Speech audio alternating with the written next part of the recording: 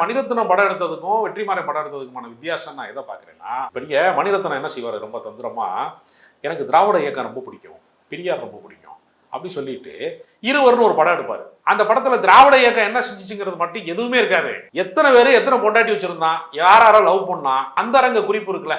பயில்வாரங்கநாதன் வீடியோல பேசுறதுக்கு அவன் படமா எடுத்திருக்கான். ஆனா அது நியாயமா நான் கேட்கிறேன். சேகுவராவுடைய வாழ்க்கை வரலாறை ஒரு பிளே பாயோட வாழ்க்கை வரலாறு எடுக்க முடியும்ல?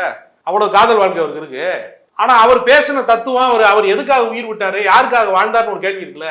அந்த அயோக்கியத்தனத்தை மக்கள்கிட்ட இருந்து, விளிம்பு நிலை மக்கள்கிட்ட இருந்து ஒரு படத்தை எப்படி அணுகுவது? விடுதலை படத்துல அந்த ராஜீவ் அவர் தான் அந்த கேரக்டர் பண்ணியிருப்பாரு. அந்த ஒரு 5 நிமிஷ சீனு எப்படி ஒரு தீவிரவாதியா ஒருத்தரை உருவாக்குறதுக்கு இந்த பியூரோக்ராட் அதிகார வர்க்கம் திட்டமிடுங்கிறத ரொம்ப லைவா அப்படியே காட்டுவாப்ல.